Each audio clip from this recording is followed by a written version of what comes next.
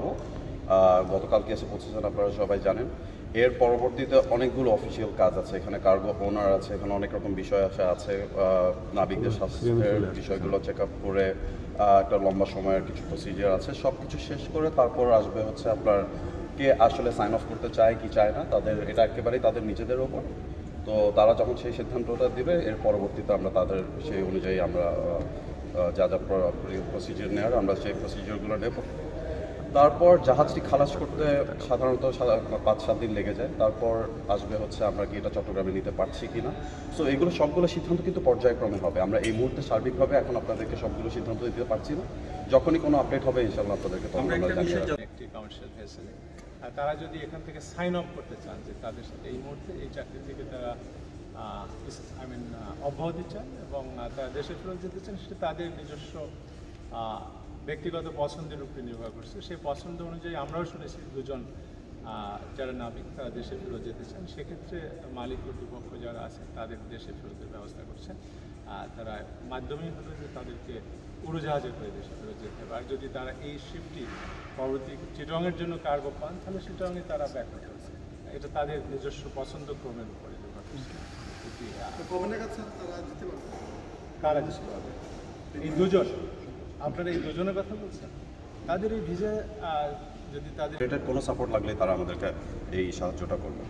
So আমি আসলে আমার মনে হয় ক্লোজ অফ করাটাই বেটার, যেহেতু আমরা জাহাজে যেটা যাওয়ার একটা জিনিস, নাবিকদের প্রতি কোনো অমানবিক আচরণ করা হয়েছে? আলহামদুলিল্লাহ এই ধরনের কোনো ইস্যু কোনো হয়নি। রাইট।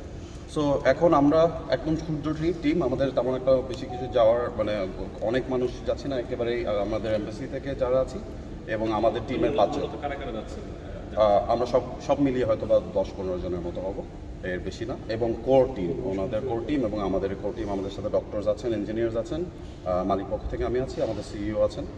সো এই আর জাস্ট আমি ধন্যবাদ জানাতে চাই, আমরা আসলে আসার পর থেকে খুব একটা ওয়ার্ম ওয়েলকাম দিয়েছে আমাদেরকে consul general sir, ambassador sir এবং এখানকার এম্বাসি, এখানকার এনএসআই সংস্থার যিনি দেখেন বিভিন্ন যা যা তথ্যপত্র লেগেছে আমাদের visa related any issue. So আমি যা সবাইকে ধন্যবাদ জানাতে চাই। Thank you very much for welcoming to প্রশ্ন করতে যাচ্ছিলাম, যারা নাবিক রয়েছেন দেশে, তাদের পরিবারের জন্য তাদের সাথে আমাদের আপনারা জানেন, হয়তো আপনারা দেখেছেন, তাদের সাথে আমাদের প্রতিদিন দিনে 2বার করে কথা বলার জন্য আমাদের 2জনকে অ্যাসাইন করা আছে। আমাদের পক্ষ থেকে যদি কোনো আপডেট থাকে তাদেরকে তা জানানো হয়, তাদের পক্ষ থেকে যদি কোনো উইশ থাকে, কোনো আপডেট থাকে, তারা আমাদেরকে জানায়। So we have a constant regular relationship and communication with them.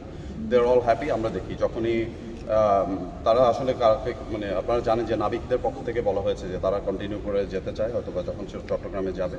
তো situationally I think everything is aligned, এখন আর কোনো রকম সমস্যা নেই। Thank you.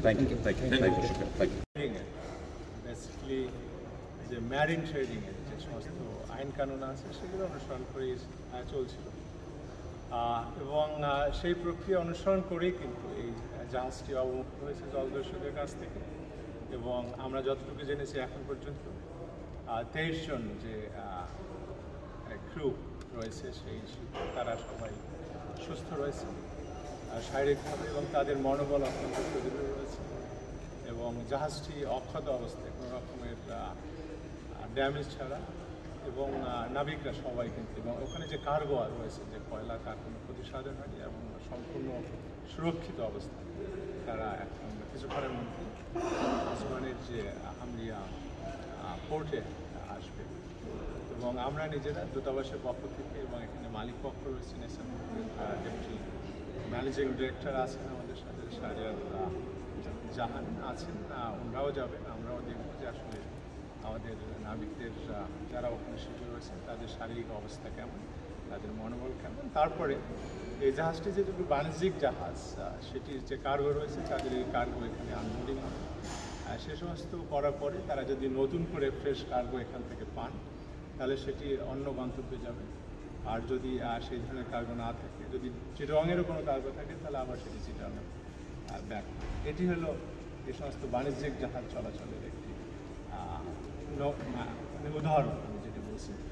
এক্ষেত্রে যে 23 জন নাবিক আছে তারা যদি কেউ স্বেচ্ছায় দেশে যেতে চান তাদের ফ্যামিলির সাথে মিলিত হওয়ার জন্য, সেটি তাদের অপশন। তারা সেখান থেকে এই বাণিজ্যিক জাহাজ থেকে সাইন আপ করে তারা এখান থেকে তারা দেশে যেতে পারেন। আর যারা এখানে চাকরি কন্টিনিউ করতে চান তারা পরবর্তী গন্তব্যে তারা কন্টিনিউ করবে। এটি হলো এই এমবি আবদুল্লাহ যারা নাবিক রয়েছেন, যারা মুক্তি পেয়েছেন, তাদের বর্তমান অবস্থা। এর পরবর্তীতে আমরা আপনাদের জানাতে হবে তাদেরকে ভিজিট করার পরে, কারণ তারা কিন্তু সরাসরি কেউই এখানে এই বন্দরে অবতরণ করতে পারবেন না, যেটা আন্তর্জাতিক যে রীতিনীতি রয়েছে যে সমস্ত কমার্শিয়াল ভেসেল অপারেট করার জন্য।